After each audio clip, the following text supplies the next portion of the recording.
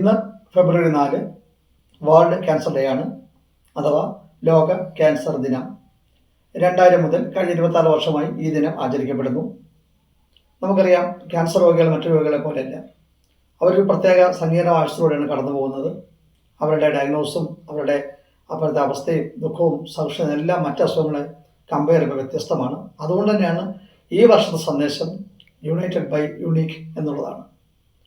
നമ്മുടെ ശരീരത്തിലെ എല്ലാ കോശങ്ങളും കോശ സമൂഹങ്ങളും വളരുന്നത് നിയന്ത്രണത്തോടു കൂടി തന്നെയാണ്. അനിയന്ത്രിതമായി അസാധാരണമായി ഒരു ശരീരഭാഗം, അതായത് കോശങ്ങൾ അഥവാ കോശ സമൂഹങ്ങൾ വളരുമ്പോഴാണ് ക്യാൻസർ ഉണ്ടാകുന്നത്. ക്യാൻസർ സാധാരണയായി മുഴകളായി കാണപ്പെടുന്നു. മുഴകളല്ലാതെയും ക്യാൻസർ കാണപ്പെടുന്നുണ്ട്. നമുക്ക് ക്യാൻസറിനെ രണ്ടായി തിരിക്കാം, അതായത് ട്യൂമറിനെ രണ്ടായി തിരിക്കാം: benign tumour, malignant tumour. Benign tumour എന്ന് പറയുന്നത് സാധാരണ കാണുന്ന മുഴകളാണ്.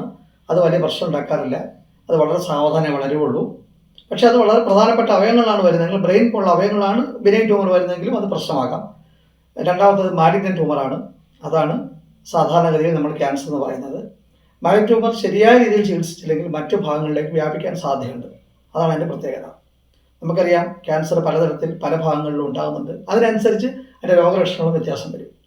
ഇപ്പോൾ ലുക്കീമിയയിൽ കാണപ്പെടുന്നത് 3 രോഗലക്ഷണമാണ്: ഇടവിട്ടുള്ള പനി, ക്ഷീണം, ബ്ലീഡിങ്. നമ്മുടെ പല്ലിൽ നിന്നോ മൂക്കിൽ നിന്നോ ഉള്ള ബ്ലീഡിങ്. ഇത് 3ഉം വരുമ്പോൾ അക്യൂട്ട് ലുക്കീമിയയുടെ സിംപ്റ്റം ആവും. തിരിച്ച് ഏത് ഭാഗത്താണോ ക്യാൻസർ വരുന്നത് അതനുസരിച്ച് രോഗലക്ഷണം മാറും. ചുമ, ശ്വാസമുട്ടൽ, ക്ഷീണം, കൈകാല് കഴപ്പ് തുടങ്ങി ഏത് ഭാഗത്താണോ ക്യാൻസർ ഉണ്ടാകുന്നത് അതിനനുസരിച്ചുള്ള വ്യത്യാസങ്ങളും രോഗലക്ഷണങ്ങൾ കണ്ടുവരുന്നു. പിന്നീട് ചികിത്സയാണ്.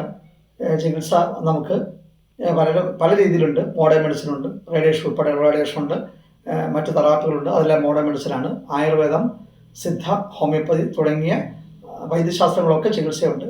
നമ്മൾ ചികിത്സ നോക്കുമ്പോൾ ശ്രദ്ധിക്കേണ്ടത് ഏത് ക്യാൻസറിന്, ഏത് ഭാഗത്തുള്ള ക്യാൻസറിനാണ് ഏത് ചികിത്സയാണ് ഫലപ്രദം എന്ന് നോക്കി വേണം നമ്മൾ ട്രീറ്റ്മെൻറ്റ് നിശ്ചയിക്കാൻ.